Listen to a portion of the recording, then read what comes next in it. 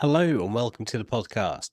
So, in this episode, we're looking at the Eastern Airlines flight 576 from 1948.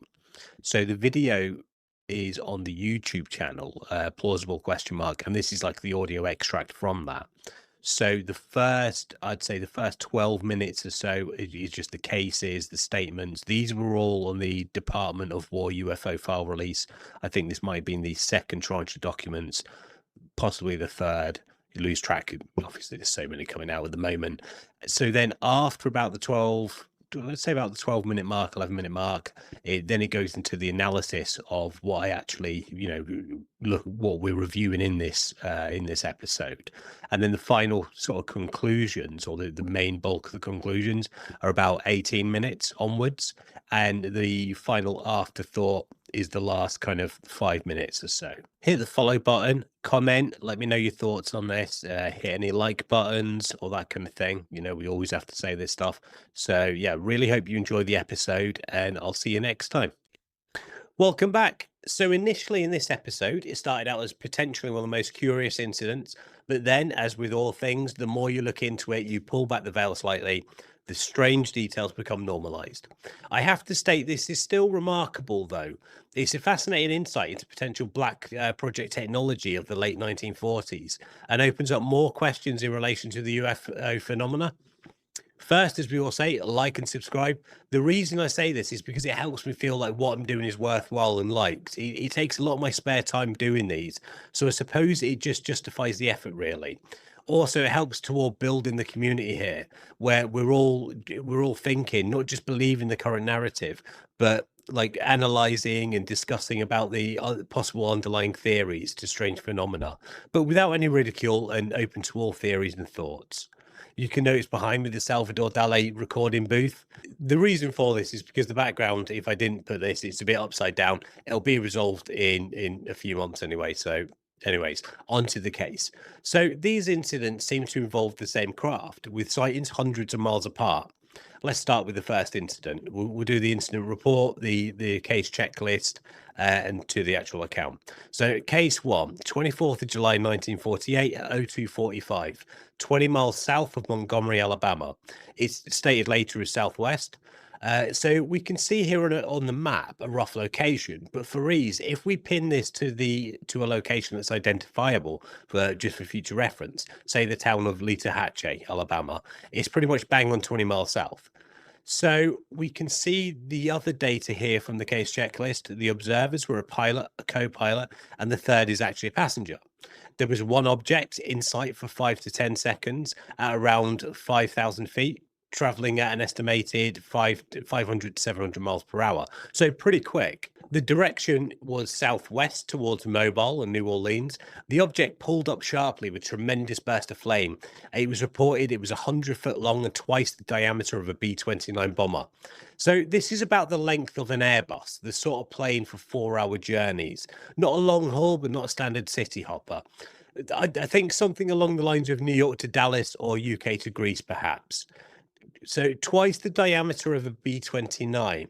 It's much larger than these types of planes. So a B-29 has a fuselage diameter of about 9.5 feet. So this is about 19 foot. So for an aircraft with a 19-foot fuselage, they're at least, well, say they're about 190 foot in length. So a Boeing 787 is the closest at 186 foot in length and an 18-foot fuselage diameter. So we're looking at something here which isn't quite as stereotypically aerodynamic, as it were, as a plane. The shape was described as cigar shaped, so it matches that of, I suppose, like a chubby plane or a rocket fuselage.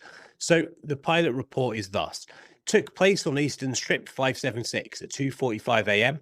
The plane was cruising at 5,000 feet when there came what looked to be a jet type aircraft to our right and slightly above meeting us.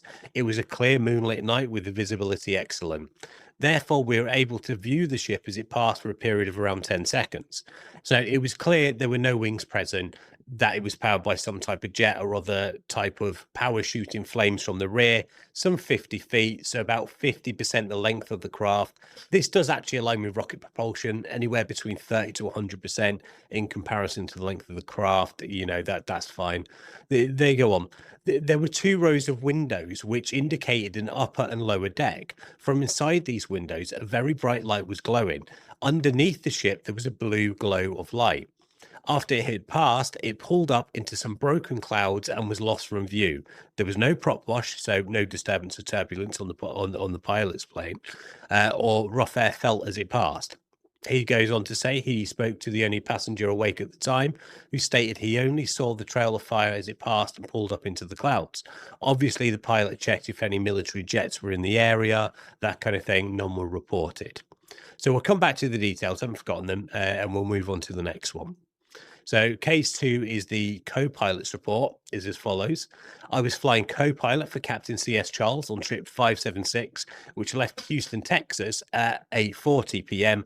Eastern Standard Time, Friday night. And they kind of get the dates mixed up here, and I'm not even sure about the departure time from Texas to the time there, but it's fairly well reported that obviously these are the same incidents. I don't know whether the dates are different and the times are a bit skewed here, but it was at 02:45 EST. We sighted a strange object coming towards us at a high rate of speed. We were at 5,000 feet and our position was 25 miles southwest of Montgomery, Alabama. The strange object had a stream of red fire coming from its tail. I assumed that it was a jet-type airplane of the Army or Navy, but as it came nearer, I could see that it was much larger than any Army or Navy jet that I've ever seen or read about. It passed us on the right side of our DC-3. I estimate its speed in the neighborhood of 700 miles per hour, but this is purely a rough estimate. We were holding a compass heading of 50 degrees and the object passed us going in the opposite direction. To me, the object seemed to be about half a mile from us, flying straight and level. I could see no wings supporting the object. The object was cigar-shaped and seemed to be about 100 feet in length.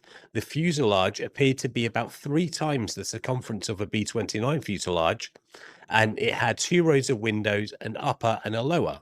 The windows were very large and seemed square. They were white with a light which seemed to be caused by some type of combustion. I estimate that we watched the object for at least 5 seconds and not more than 10 seconds. We heard no noise, nor did we feel any turbulence from the object. It seemed to be at about 5,500 feet. I asked Captain Charles what we had just seen, and he said that he didn't know. Captain Charles then contacted the company radio operator at Columbus, GA, and asked him to contact Lawson Field at Fort Benning, GA, and find out if the Army had any jet or experimental planes in the vicinity.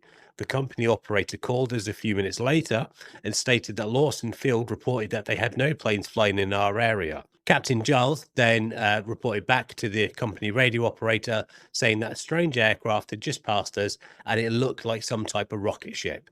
We passed up Columbus because of ground fog and continued on to Atlanta. So, very interesting case and some strange details there. And we'll come back to all the details after we've gone through the incident for analysis. So, furthermore, they managed to get a statement from the passenger, and this is from the perspective of the interviewer interviewing the passenger. So the object of this trip was to interview C.L. McKelvey, a passenger aboard the Eastern Airlines DC-3, the night of 24th of July, 1948. Mr. McKelvey's written statement is essentially as follows.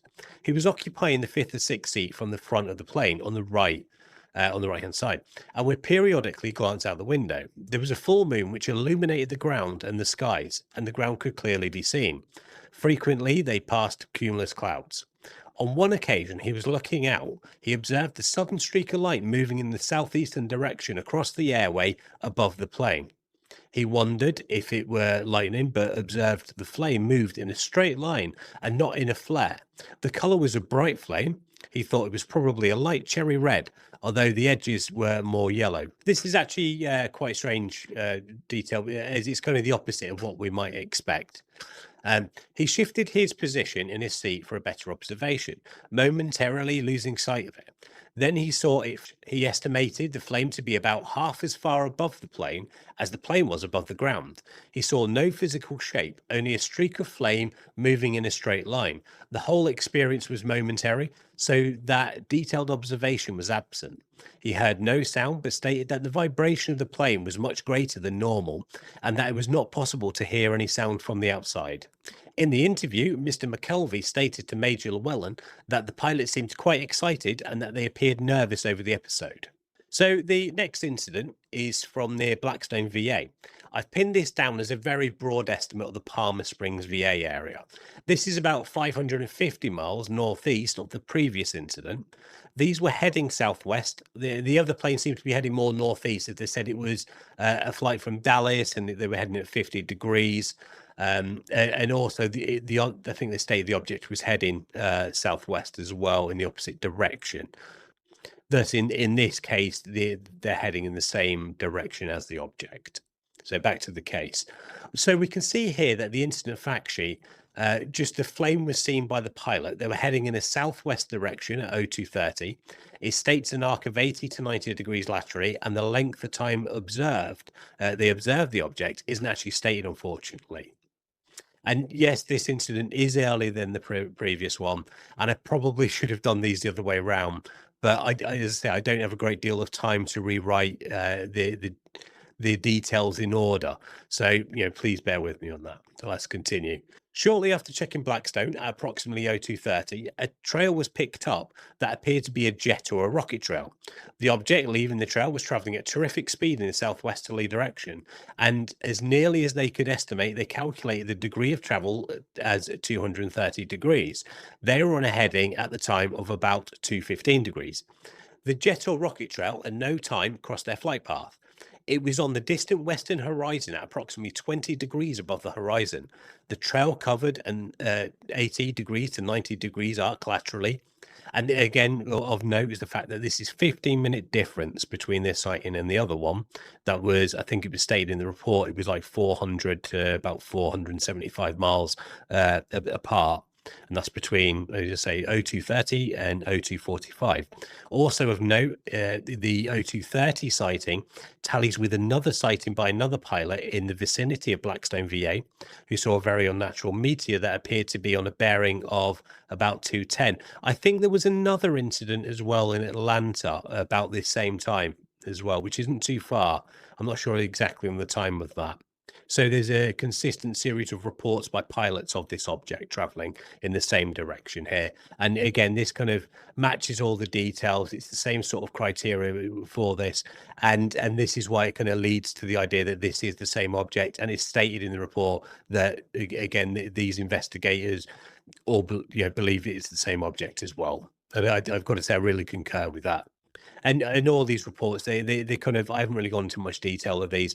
They all state rather the same thing, that again, basically as it's summarized there, the heading, the flame, and it's in the distance or on the horizon, that kind of thing.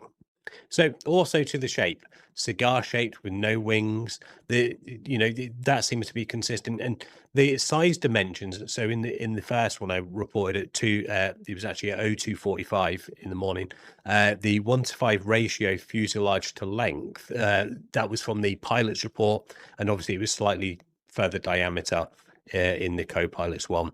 Then we have the detail of there being no sound heard from from inside the plane, half a mile away from the craft, or any air disturbance, certainly from the pilot and co-pilots. The detail of a cherry red flame with an outer yellow glow, the craft description of the windows, which is quite intriguing, and finally the glow underneath the craft. So if we take this on face value, the incident at 0230 said it was 20 degrees above the horizon, but could only see the flame and travelled an arc laterally of 80 to 90 degrees. So it's hard to get an actual speed for the first one, as we don't know how long they viewed it for. I've made some assumptions here. If the object was around 50 to 60,000 feet, I'm basing this on kind of 20 degrees above the horizon in the distance and that kind of thing. And they viewed it for around 60 to 90 seconds.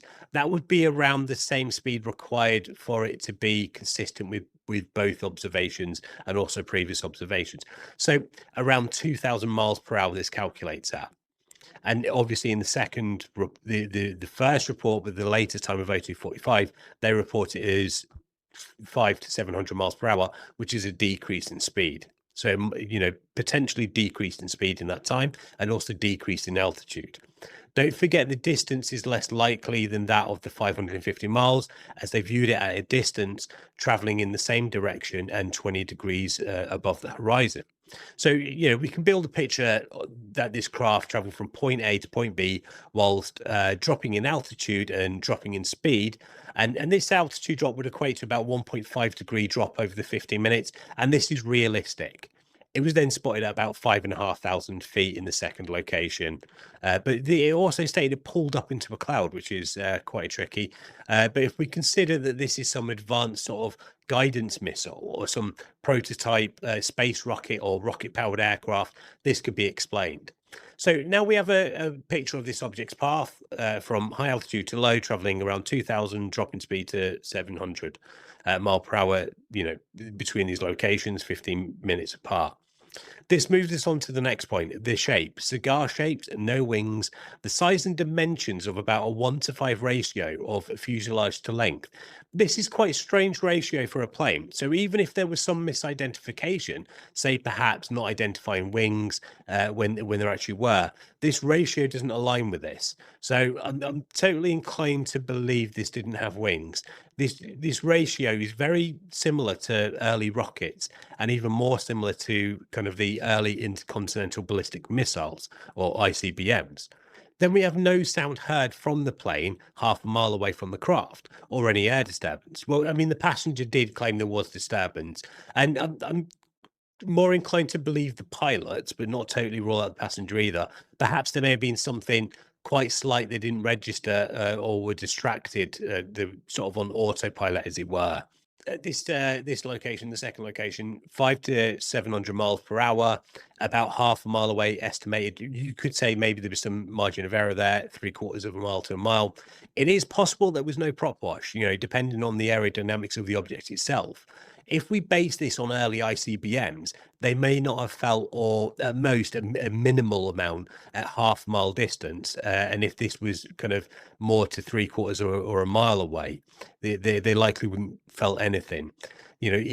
Also, the objects were moving in opposite directions, which is of relevance.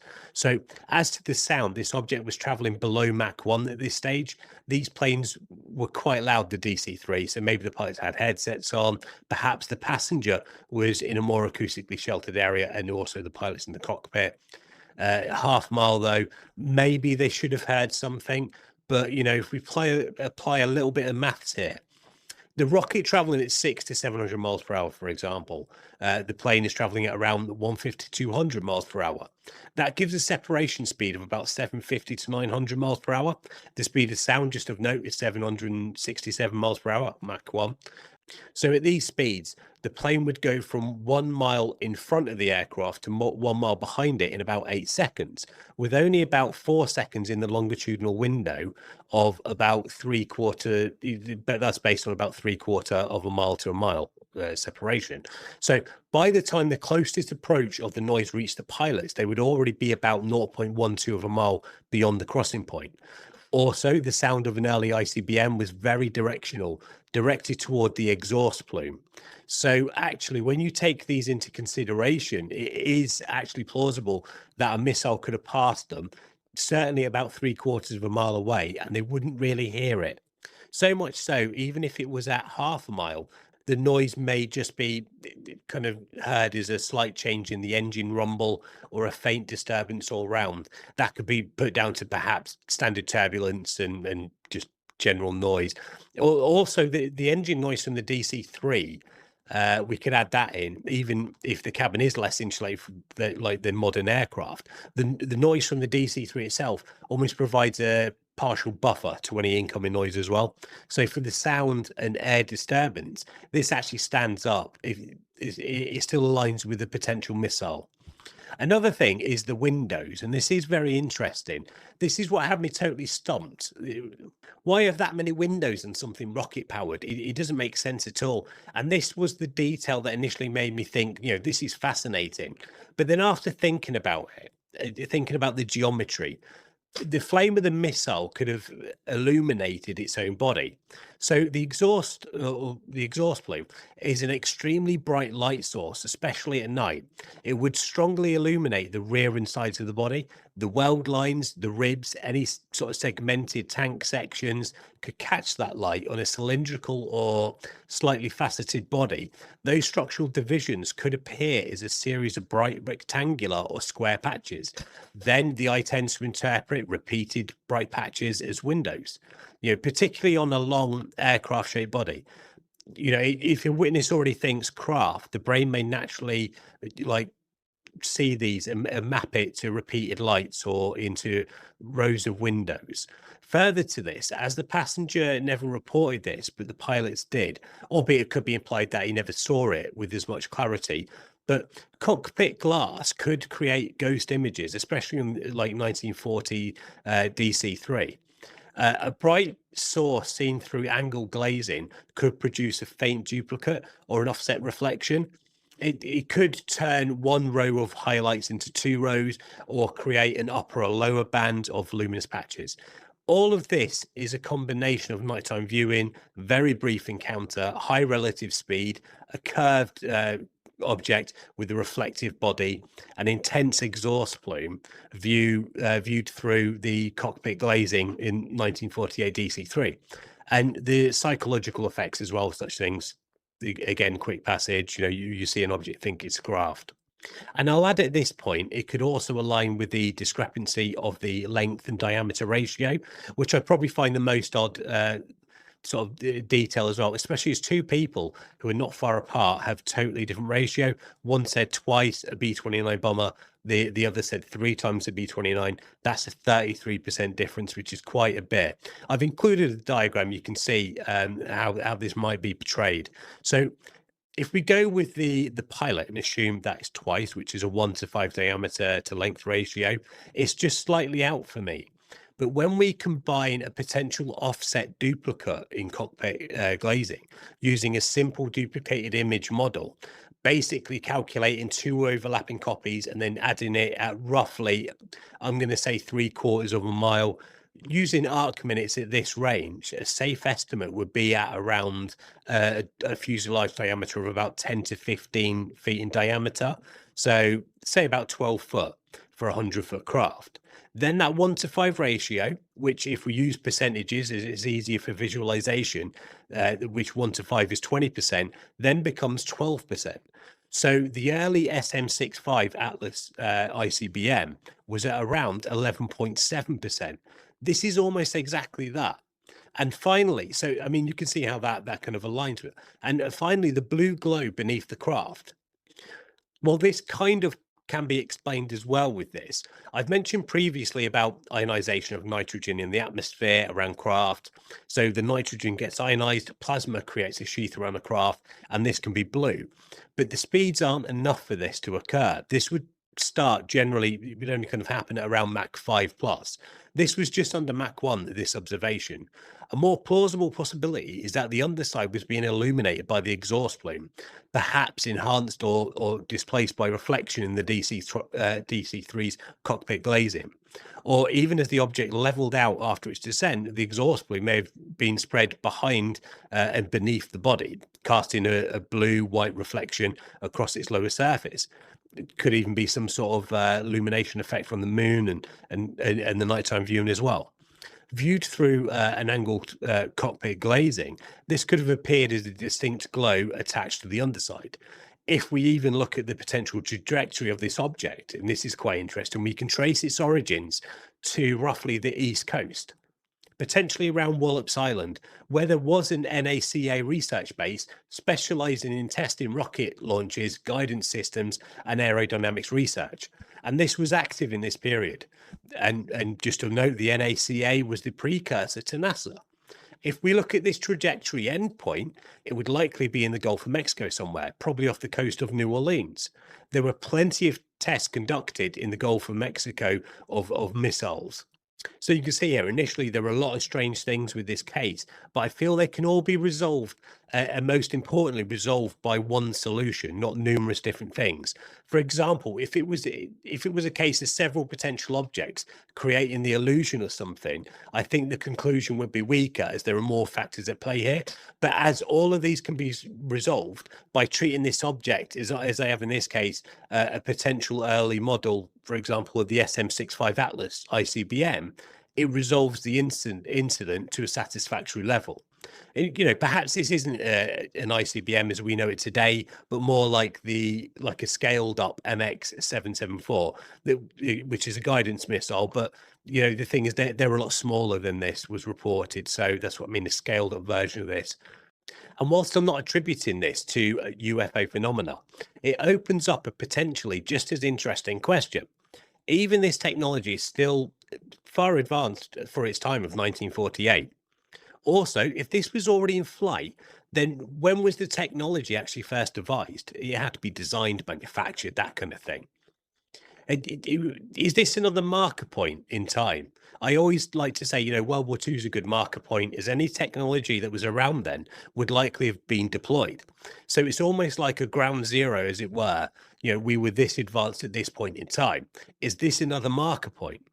This would put the government roughly in advance by about 10 years, which, okay, in modern times, it's easily 10. It's perhaps more like 30, 40 years plus. But for 1948, this could be plausible. If they had these at this point in time, did they already have the launch capability, though, for satellites? Because that was, again, 10 years later on. Is this what Beatrice Veroli actually found in her observations he published? Not so much the UFOs or ancient civilizations that had satellites, but was it our own just 10 years before they publicly acknowledged it? This does leave certain ponderings on the table. The investigators, it seems, were given access to such launch data. Nothing super top secret per se, but just more a confirmation of when something was launched. So why wasn't this confirmed at the time? I do have a theory for this as well. You see, most launches were not over mainland USA. So Wallop Base was used to launch in the Atlantic Ocean, and it was Elginfield Air Force Base in Florida that launched into the Gulf of Mexico. So that was to avoid the mainland USA flight zone. Were these testing missiles over the mainland USA and really didn't want to disclose this at that time? I mean, they fired it right across several states and over several cities. So you can see why they wouldn't want that to be made public. Also, there were reports of testing missile guidance systems in 1947 already. If this is secret advanced rocket tech in 1948, it's not anti-gravitational at this point, and it's not the motion described previously in these UFO reports. And whilst, yes, I admit that it's entirely possible and likely that this program could have been developed alongside any type of anti-gravitational type program, it does lead me to believe, and this is only belief, but it's based on everything that I've read and studied, that our knowledge in this period of time does not reflect the knowledge required to have independently thought up anti-gravitational methods or propulsion. And I have to emphasize independently here. Look, this was highly likely some advanced rocket research and is realistically only about 10 years in advance. And these are fantastic scientists who would have worked on this. The gap between this secret tech and that required to think up anti-gravity is a very large gap. Now, this doesn't mean we didn't have it back then or we don't have it now. I'm just not sure what the source of any such anti-gravity technology is. From my own experience, I have no doubt that this technology is out there. There is no doubt in my mind at all that anti-gravity type propulsion exists. It's just a question of where did it come from. I have a cognitive dissonance as to the source of this technology, and that That's really what's going on here. I'm trying to understand, is this us? Is this not us? Is it something completely different that we haven't thought of yet? But ultimately, this is not the small basketball type objects, the Foo Fighters from World War II, the countless cases of orbs, the Buger sphere type objects, which I might do a video on. These small spheres are very interesting. It's not the flying discs or the V-shaped crafts that zip across the sky and fly up into space, both rapidly and silently with insane maneuverability, and to a polished finish to the craft as well, with structural and mechanical integrity under extreme forces whilst doing such maneuvers. We always overlook these material mechanical science in such craft and just go straight to the physics. So whilst I think this is likely an example of secret advanced rocket technology held by the government probably 10 years or so before they acknowledged it, I think it also shows all that other stuff with those finished and polished crafts. That's not us. Certainly not for this point in time and for those iterations of craft. It doesn't mean that we didn't have craft at that point attempting these sort of maneuvers in this technology, but that finished model of craft. Thanks for watching. Like and subscribe, and I'll see you next time.